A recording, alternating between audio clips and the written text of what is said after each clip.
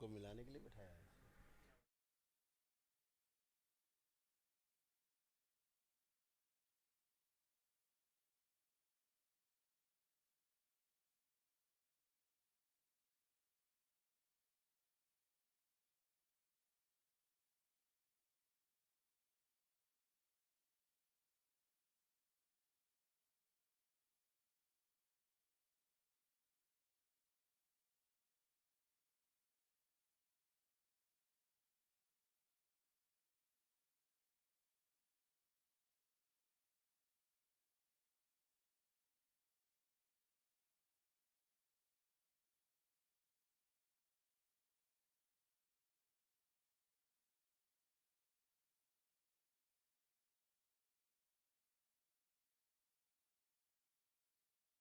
की गुरु माता की, भगवान भोलेनाथ की, माता कामाख्या की, सभी संतों की, गौ माता की, बोली सच्चे दरबार की, करौली शंकर महादेव धाम की, गंगा मैया की, भगवान परशुराम की। हर हर महादेव। ओम।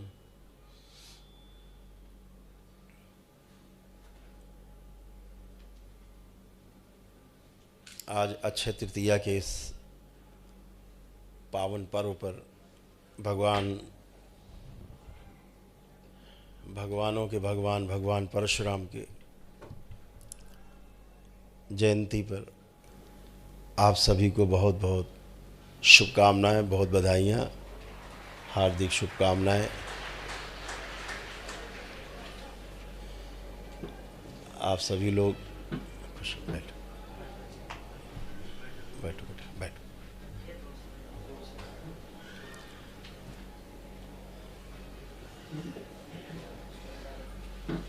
आज जिनको वन मैन आर्मी कहा जाता है, वाकई में वन मैन आर्मी भगवान परशुराम, भगवानों के भगवान भगवान परशुराम की जयंती है। जिनको कभी भी किसी के सहयोग के सहारे की आवश्यकता नहीं पड़ी, आज उनकी जयंती है। इस पावन पर्व पर आप सभी को पुनः से बहुत बहुत शुभकामनाएं।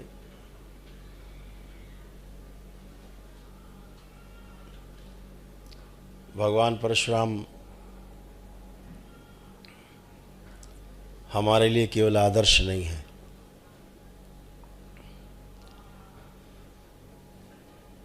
भगवान परशुराम केवल एक विचार नहीं है, और भगवान परशुराम इसलिए नहीं है कि केवल अक्षय तृतीया पर उनकी जयंती मना ली जाए, बाकी 364 दिन भगवान परशुराम को भुला दिया जाए, इसलिए भगवान परशुराम नहीं है। भगवान परशुराम हम सबके कण कण में विराजमान हैं, इस सृष्टि के कण कण में विराजमान है। वह भगवान परशुराम है, वो भगवानों के भी भगवान हैं। क्यों भगवानों के भगवान? जो सुदर्शन चक्र प्रदान किया, वो प्रदान करने वाले भगवानों के भगवान भगवान परशुराम ही थे,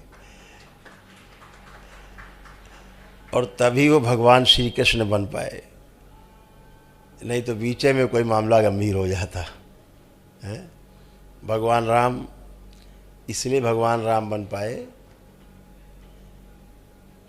क्योंकि सीता स्वयंवर में भगवान परशुराम के हाथों कोई कार्यक्रम नहीं हो पाया, नहीं तो भगवान राम नहीं बन पाते। भगवान राम भगवान इसलिए बन पाए क्योंकि भगवान श्री राम के और भगवानों को भगवान परशुराम के जो गुरु थे ना, शस्त्र विद्या के, वो ऋषि विश्वामित्र ही थे। दोनों के गुरु ऋषि विश्वामित्र थे, ये बात शायद कम लोगों को पता हो। तो भगवान श्री राम के गुरु तो शस्त्र विद्या के जो महर्षि विश्वामित्र थे, लेकिन भगवान परशुराम के दो गुरु थे शस्त्र विद्या में। महर्षि विश्वामित्र थे और साथ में भगवान शंकर भी उनके शस्त्र विद्या के गुरु थे। इसीलिए कहा जाता है कि भगवान शंकर के केवल एक ही शिष्य, जिसका नाम है भगवानों के भगवान भगवान परशुराम। दूसरा कोई शिष्य हुआ ही नहीं आज तक शंकर का, सब भक्त हुए। तो इस तरह से जब सीता स्वयंवर हुआ, वहाँ कोई अनर्थ इसलिए नहीं हुआ कि स्वयं महर्षि विश्वामित्र वहाँ पर उपस्थित थे। तो राम के भी गुरु वही और परशुराम के भी गुरु वही, इसलिए वहाँ कोई अनर्थ नहीं हो पाया। असली बात वहाँ पर ये थी। भगवान परशुराम के ऊपर एक आरोप लगता है, बहुत दुख की बात है। जाति विशेष का एक नारा लगा करके कि जाति विशेष के लोगों को उन्होंने हत्याएं की। दरबार के देखे, चूँकि दरबार स्मृति पे ही काम करता है, इसलिए बहुत ताकत के साथ, पूरे दावे के साथ, पूरे प्रमाण के साथ कह सकते हैं कि भगवान परशुराम ने कभी किसी की हत्या नहीं की। कोई इतना बड़ा तपस्वी चींटी नहीं मार सकता, हत्या तो बहुत बड़ी बात है। हाँ, तपस्वियों ने हत्याएं नहीं, लेकिन वध जरूर किए हैं, और वध करने वाले को इस संसार ने पूजा है। चाहे वो वध राम ने किए हों, चाहे वध श्री कृष्ण ने किए हों, आज हम सब लोग उनको पूजते हैं। तो भगवान परशुराम को क्यों नहीं पूज सकते? अगर उन्होंने वध किए होंगे तब भी अगर मान लें, तो हत्याएं तो नहीं की।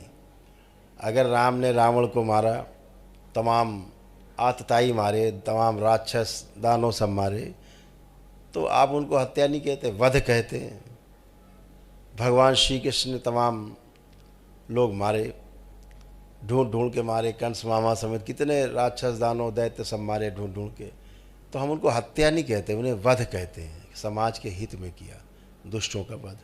तो जब भगवान परशुराम ने वध किया, तो फिर आप उन्हें हत्यारा क्यों कह देते हैं कि हत्या की उन्होंने?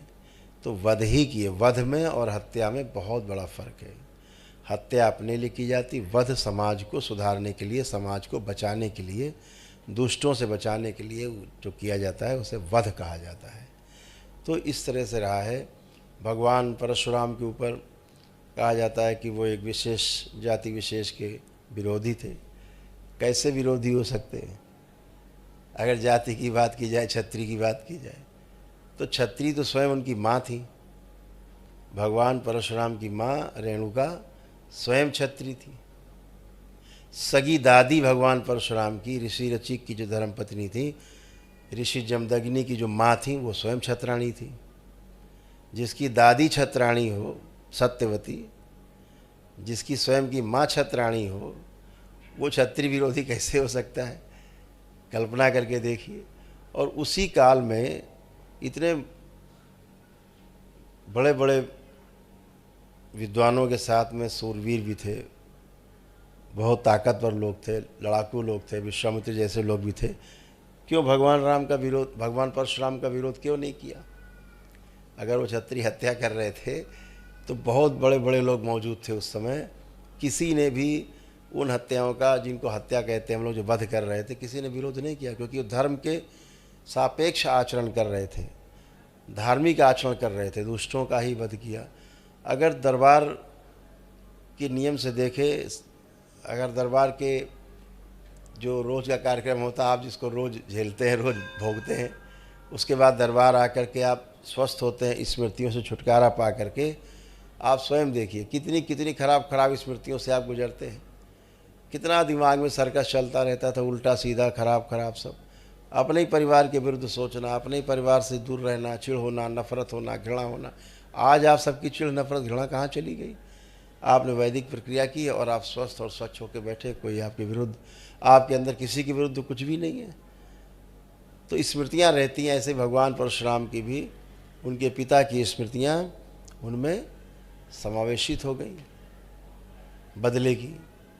और 21 घाव लगे थे उनके पिता के शरीर पर, तो 21 बार वो चुन चुन के मारे गए। तो अपने पितरों की स्मृतियों के वशीभूत होकर के भगवान परशुराम ने वो सारे वध किए।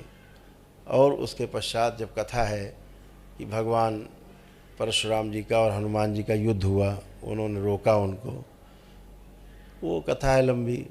युद्ध हुआ और रोका, तो तब उनके जो है 2 आंसू आँखों से टपके। जब उनके पितर लाए गए पितृलोक से, जो स्मृतियाँ उनके अंदर पड़ी थी सब अपने साथ ले गए भगवान परशुराम से निकाल के बदले की स्मृतियाँ, तब उनके 2 आंसू गिरे भगवान परशुराम के। जैसे आप लोग यहाँ संकल्प करते हो तो आंसू गिरते हैं, हिचकी आती है, डकारें आती हैं, खांसी आती है, तमाम तरह से गंदगी निकलती है, स्मृतियाँ नष्ट होती हैं। ऐसे ही उनके 2 आंसू निकले और वो स्मृतियाँ नष्ट हो गईं जिनके द्वारा वो वध कर रहे थे, जिनके वशीभूत होकर के। उसके बाद उनको फिर घोर पश्चाताप हुआ कि मेरे द्वारा सब ये हुआ, मेरे शरीर के द्वारा हुआ। तो पश्चाताप किया। जितने लोग हत्याएं की थी सबका फिर उन्होंने सभी का पिंडदान किया, सभी का श्राद्ध किया, सभी को मुक्ति दिलाई। ये सब काम भी उन्होंने किया जो लोग नहीं बताते हैं। ये सारे कार्य हुए। तो ये सब भगवान परशुराम इसलिए कर पाए क्योंकि भगवान परशुराम ने वो हत्याएँ नहीं की, दरबार के देखे, दरबार के अनुसार स्मृतियों के वशीभूत होकर के ही तमाम ये सब कार्य हुए। तो वो सब जो दिमाग में गंदगी लोग डालते हैं राजनीतिक रूप से, वो उनका अपना विषय है। लेकिन हम लोगों का मन मस्तिष्क साफ होना चाहिए कि जो है वो साफ साफ है। हमारी अगली पीढ़ियों को संदेश जाना चाहिए कि ऐसा कुछ भी नहीं था, कोई द्वेषवश ऐसा कुछ भी नहीं हुआ, और कोई ऋषि इतना बड़ा तपस्वी ये सब कर नहीं सकता, करने का उसके अंदर साहस भी नहीं है कि हत्या कर सके, किसी की चींटी नहीं मार सकती। आप कल्पना करके देखिए। और फिर उससे जिसके वरदान से ही वो पैदा हुए भगवान परशुराम, अपने जो उनके दादा थे, जो उनके शास्त्रों के गुरु थे, उनके दादा थे और उनके पिता थे, जो सप्त ऋषियों में जिनकी गिनती है ऋषि जमदग्नि की। तो ऋषि जमदग्नि जो है और उनके परशुराम जी के दादा सगे ऋषि ऋचिक, यही लोग इनके शास्त्रों के जो गुरु थे, शास्त्र इन्होंने इनसे सीखा। और शस्त्र चलाना सीखा जो महर्षि विश्वामित्र थे उनसे और भगवान शंकर से। तमाम अस्त्र शस्त्र पाए और उन्हें चलाया। तो इस तरह से भगवान परशुराम जो है अपने दादा के ही आशीर्वाद के फलस्वरूप, वरदान के फलस्वरूप ही पैदा हुए। इसकी कथा है कि भगवान परशुराम के जब दादा थे, उनका विवाह हुआ ऋषि ऋचिक का, तो विश्वामित्र की बहन से हुआ, बहन जो थी सत्यवती। तो उन्होंने उनको एक पुत्रवती होने का वरदान दिया। तो उन्होंने कहा कि मेरी माँ को कोई पुत्र नहीं है, तो आप उन्हें भी वरदान दीजिए, आशीर्वाद दीजिए। तो उन्होंने 2 फल खाने को दिए, कहा कि एक अपनी माँ को दे देना, एक स्वयं खा लेना। दोनों को आशीर्वाद दिया। वो लेके गई अपनी माँ के पास। तो उनकी माँ ने क्या किया, विश्वामित्र की माँ ने वो फल बदल लिया। जो बेटी को दिया था उनके दामाद ने, वो स्वयं खा लिया, और जो स्वयं के लिए दिया था वो अपनी बेटी को कहा तुम खा लो। जब गर्भ धारण हो गया तो फिर ऋषि ऋचिक ने कहा भाई तुमने तो गड़बड़ कर लिया, हमने तो वहाँ क्षत्रिय होने का उसको आशीर्वाद दिया था, तो क्षत्रिय पैदा होगा, तुम्हारे यहाँ ब्राह्मण पैदा, उल्टा कर लिया तुमने। अब तो बिल्कुल ही उल्टा हो गया। अब तो वहाँ पे ब्रह्मर्षि पैदा होगा, अब तुम्हारे यहाँ क्षत्रिय पैदा होगा। ऋषि जमदग्नि जो पैदा होंगे वो क्षत्रिय होंगे, क्षत्रिय गुणों से भरे होंगे, और जो वहाँ पैदा होगा यानी विश्वामित्र पैदा हुए तो ऋषियों के गुणों से भरा हुआ होगा।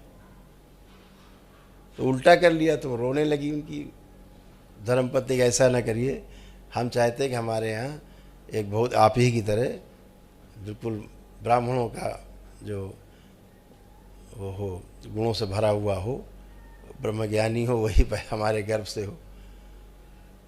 तो उन्होंने कहा हम इतना तो कर सकते हैं भाई कि ये जो इस बार तुमसे पैदा होना था, तुमसे ना हो करके अगली पीढ़ी में पैदा होगा, लेकिन पैदा क्षत्रिय होगा वो, ये ध्यान रखो। उन्होंने कहा ये स्वीकार है।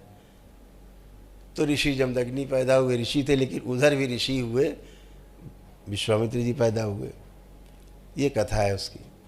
तो ऋषि ऋचिक के आशीर्वाद से ही जो उनके साले हुए रिश्ते में, भगवान परशुराम के वो भी दादे कहलाए, विश्वामित्र जी भी, क्योंकि उनकी सगी दादी के भाई थे। है ना। तो वो इस तरह कथा है। फिर अगली पीढ़ी में भगवान परशुराम पैदा हो गए, क्षत्रिय गुणों से भरपूर। तो इसमें भगवान परशुराम का क्या दोष है? ये तो आशीर्वाद के वरदान के फलस्वरूप उनका जन्म हुआ, और वही गुण उनमें सबसे आगे थे। सर्वश्रेष्ठ जो थी वो ऋषि मुनियों के आशीर्वाद से, वरदान से ही हुआ। तो इस बात को, कथा को नहीं समझते कि उनका रिश्ता कितना गहरा था। उनके जो खून दौड़ता था शरीर में, वो ब्राह्मण और क्षत्रिय दोनों का खून था। तो कहाँ से क्षत्रिय विरोधी होते? किसी क्षत्रिय ने नहीं रोका। तो उस समय भी जितने भी क्षत्रिय थे सब भगवान परशुराम के समर्थन में थे। केवल एक छोड़ के है वंशी जिन्होंने उनके हत्या की थी पिता की परिवार में। तो इस तरह से अगर देखा जाए तो जो समाज में तमाम भ्रांतियां हैं, वो भ्रांतियों को तोड़ना चाहिए। और यही केवल एक ऐसा अपराध लोगों ने बढ़ा चढ़ा के प्रस्तुत किया समाज में। नहीं तो आज हर मंदिर में भगवान परशुराम की मूर्ति होती, हर मंदिर में भगवान परशुराम की पूजा होती। और सबसे बड़ा प्रमाण अगर आपको हम दें, कोई माता पिता अपने बच्चे का जब नाम रखता है तो किसी महापुरुष के नाम पर रखता है। अगर कोई हत्यारा होता है तो उसका नाम माता पिता नहीं रखते हैं अपने बच्चे का नाम। जैसे आप लोग अपने किसी बच्चे का नाम रावण नहीं रखोगे, लगता है कि कुछ बदनाम नाम है, ये नाम ही बदनाम है, तो आप रावण नहीं रखोगे। कंस नहीं रखोगे अपने बच्चे का नाम, बदनाम नाम है ना। भले उन्होंने कोई अपराध न किया, लेकिन नाम बदनाम है, तो आप नहीं रखोगे। आप राम रखोगे, कृष्ण रखोगे, ऐसे नाम रखोगे आप, अच्छे नाम। आप अर्जुन रखोगे, है ना, कर्ण रखोगे, वीर नाम रखोगे। जयद्रथ नहीं रखोगे जल्दी से, है ना, शिखंडी नहीं रखोगे। तो आप जो बदनाम नाम है नहीं रखोगे। तो जो नाम बहुत प्रसिद्ध होते हैं वही नाम लोग रखते हैं। भगवान राम जो पैदा हुए ना, उसके पहले भगवान परशुराम हो चुके थे। भगवान परशुराम का नाम राम ही था। जब परशु जो फरसा है वो लेके चलने के कारण परशुराम कह दिया गया उनको, तो वो राम ही थे, उनका नाम राम था। और राम नाम इतना प्रसिद्ध रहा होगा, इतना करुणामय, इतना विद्वता का प्रतीक रहा होगा कि दशरथ ने अपने बेटे का नाम, बड़े बेटे का नाम राम ही रखा। अगर वो क्षत्रिय हंता होते, क्षत्रियों के दुश्मन होते, क्षत्रियों का विनाश किए होते, तो कोई क्षत्रियों का जो सम्राट था, राजा था उस समय, वो कोई अपने बेटे का नाम राम नहीं रखता। ठीक, राम रखने का मतलब है कि वह राम, भगवान परशुराम जो थे, वह कितने प्रसिद्ध और कितने लोकप्रिय रहे होंगे क्षत्रियों के बीच में, कि स्वयं दशरथ जी ने अपने पुत्र का नाम ही राम रखा। तो ये कितना बड़ा प्रमाण है कि ऐसा उस काल में देखा जाए जिस काल में भगवान परशुराम थे। तो अगर इस तरह से वो उनका कोई चरित्र खराब होता या गलत काम किया होता तो वो नाम नहीं रखते। राजा को अपने पुत्र का नाम राम रखने के लिए बाध्यता नहीं थी। तो ये सब प्रमाण है। ये सब भ्रांतियाँ जो फैलाई गई बाद में द्वेषवश, तमाम राजनीतिक विद्वेषवश, तमाम अपने अपने कारणों से लोगों ने फैलाया होगा। वो फैला करके अपना उसका लाभ उठाते हैं, वो उनका विषय है, वो समझे। लेकिन हम लोग उस भ्रम से मुक्त रहें कि ऐसा कुछ भी नहीं था। ऋषि मुनियों में ऐसा कुछ भी नहीं होता कि कोई किसी की हत्या करे, मार कूट करे, ये सब नहीं होता है। तो भगवान परशुराम के जो इस व्यक्तित्व पर हम लोग सबको जरूर बताया करें। हम तो दरबार की ओर से कहते हैं ना कि भगवान परशुराम को कितना महिमा मंडित किया जाए, कितनी वीरता, अकेले ही खड़े होकर के सबको काट कूट के किनारे करके, क्योंकि क्षत्रिय गुणों से संपन्न थे। अपने दादा का आशीर्वाद था, वरदान था उनको, उनकी मजबूरी, वो बेचारे क्या करते। जैसे आप अपने माता पिता का खून आपके अंदर है, आप अपने माता पिता का खून नहीं बदल सकते। ये सुविधा आपको प्राप्त नहीं है कि आप अपने माता पिता के दिए गए इस शरीर को बदल दें, उसका खून ही बदल दें। हम कहते बाकी सब बना रहे, खून ही बदल के दिखा दो, नहीं बदलेगा। तो इसमें आपका क्या दोष है? अगर आप में आपके माता पिता का खून दौड़ रहा है, आपके पूर्वजों का खून आपके शरीर में दौड़ रहा है, इसमें आपका क्या दोष है? ऐसे ही भगवान परशुराम जिस वरदान से पैदा हुए अपने दादा के, कि वो क्षत्रिय गुणों से संपन्न होंगे, पूरी तरह से संपूर्ण होंगे, इसमें उनका क्या अवगुण था, उनको क्या दोष था। जब भी कोई अन्याय होता था आगे आते थे। सहस्रबाहु से उनका अपना निजी कोई द्वेष नहीं था। जिन सहस्रबाहु उनके लड़कों ने उनके पिता की हत्या की थी, उनसे कोई भी उनका द्वेष नहीं था निजी। रावण को जब सहस्रबाहु ने बंदी बना लिया और 6 महीने तक बंदी बना के रखा, छोड़ा नहीं, तो भगवान शंकर ने भगवान परशुराम को बुलाया और कहा कि भाई तुमने हमारी दक्षिणा तो दी नहीं, शिष्य तो हो गए, दक्षिणा तो दी नहीं तुमने।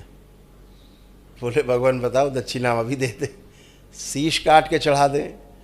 बोले शीश की आवश्यकता नहीं, पहले आधी दक्षिणा आज दे दो, आधी बाद में मांगेंगे। तो बोले आधी क्या है प्रभु? बोले आधी दक्षिणा ये है कि रावण जो बंदी है सहस्रबाहु के यहाँ, उसको तुम छुड़ा दो, उसकी जेल से बाहर निकाल दो। तो उन्होंने कहा कि ठीक है। तो भगवान परशुराम ने आक्रमण कर दिया, अकेले ही जाके रावण को उनके बंदी गृह से छुड़ा लाए। और पावन कथा सुनाते हैं, क्षत्रिय ब्राह्मण भी भक्तों ने तो कहलाते हैं। छुड़ा लाए। यही एक द्वेष, यही एक झगड़ा सहस्रबाहु से उनके झगड़े का कारण बना।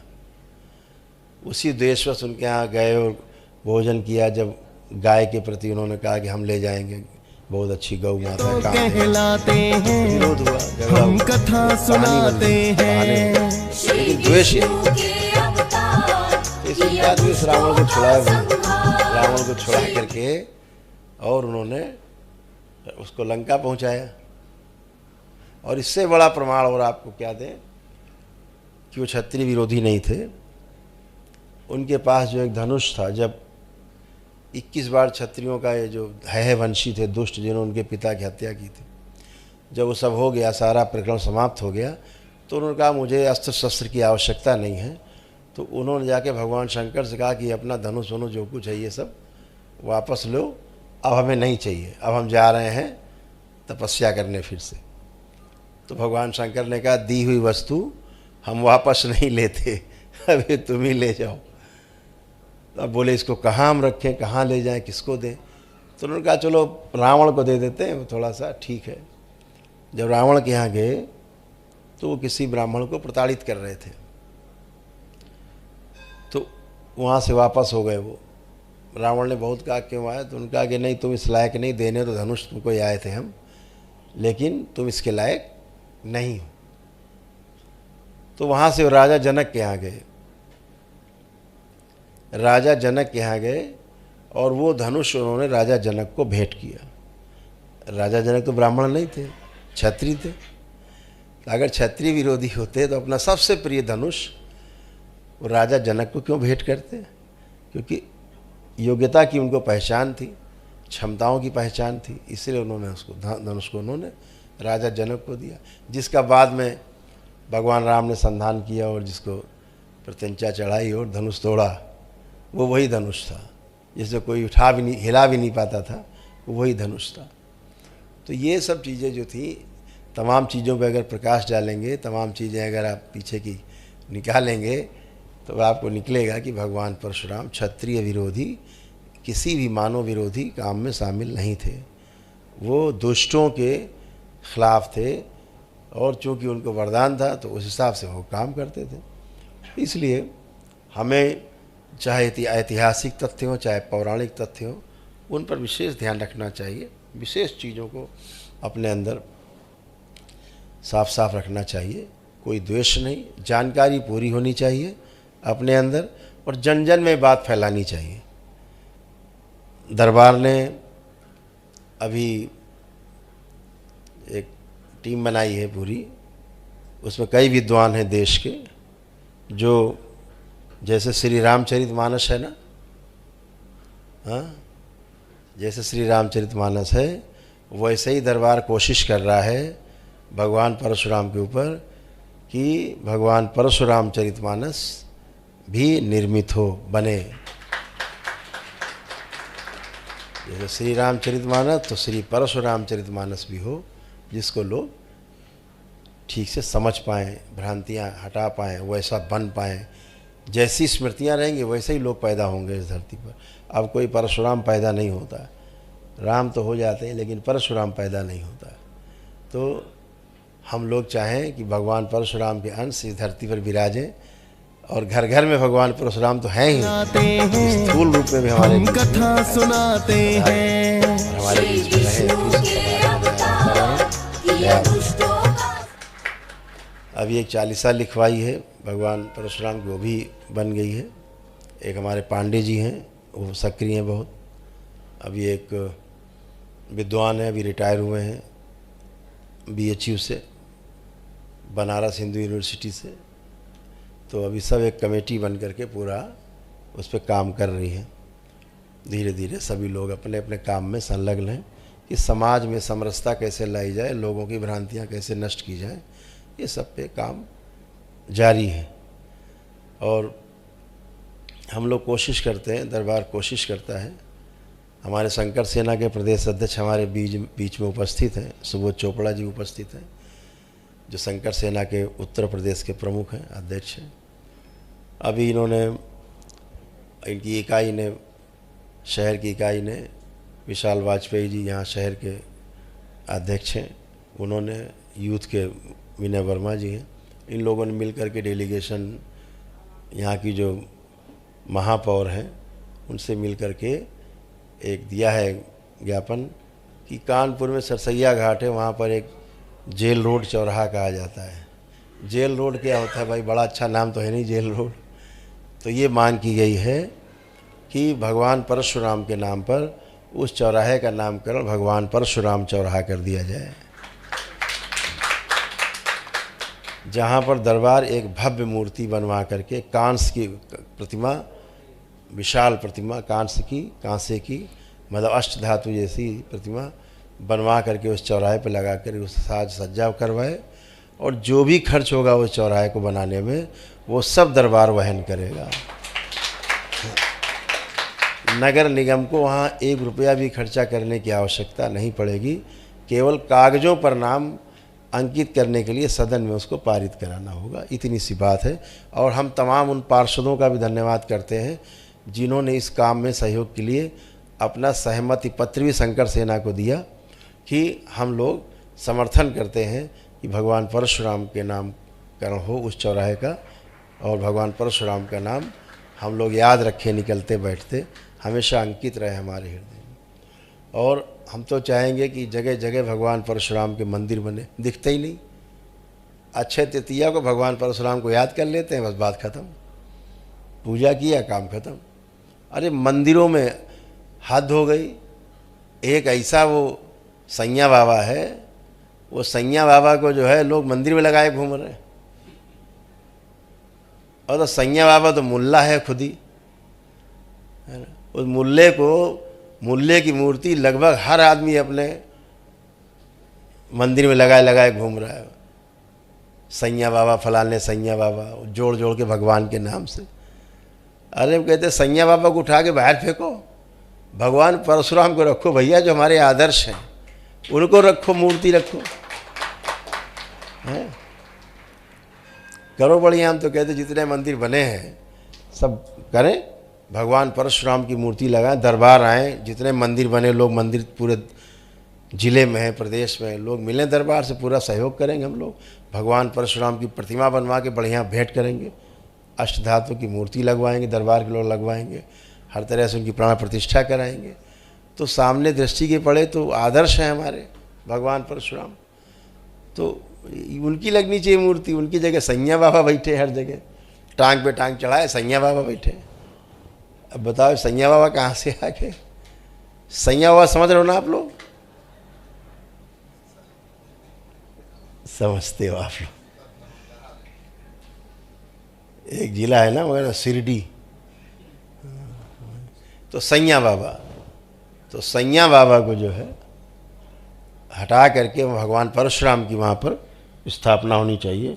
हर उस स्थापना में दरबार साथ, जो भी खर्चा पानी होगा सब दरबार उठाएगा। करिए, लगाइए मूर्ति, दरबार प्रतिमाएं देगा, खूब लगाइए जम के, पूरे जिले देश प्रदेश सब जगह लगाइए, बड़ी बड़ी प्रतिमाएं लगाइए। दरबार खुद बनवा रहा है, घोषणा की दरबार ने, भगवान परशुराम का विशाल मंदिर बनेगा, विशाल प्रतिमा बनेगी।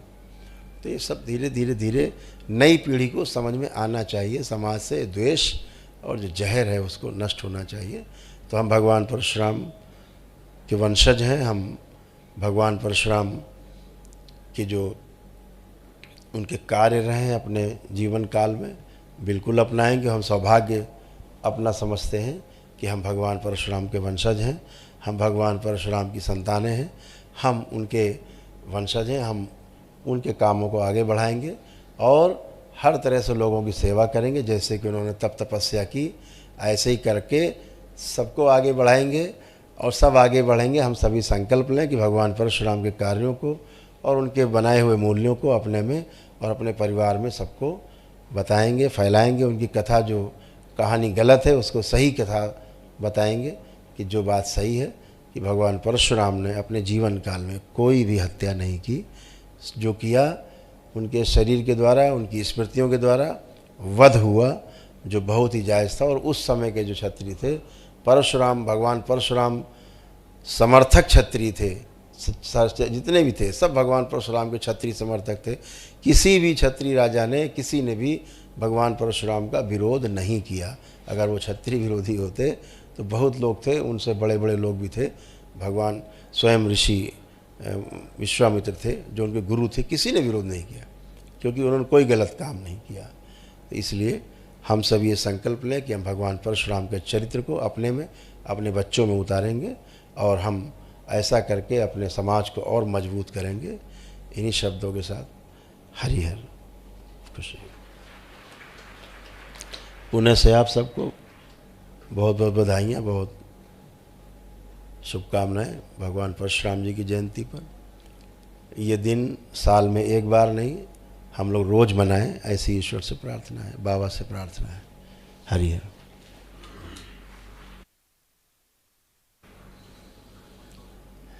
चलिए, अभी पूजन होगा थोड़ी देर में। अभी आप लोग संकल्प कर लें तो आप लोग फुर्सत हो जाएं, जो वनडे करके बैठे हैं।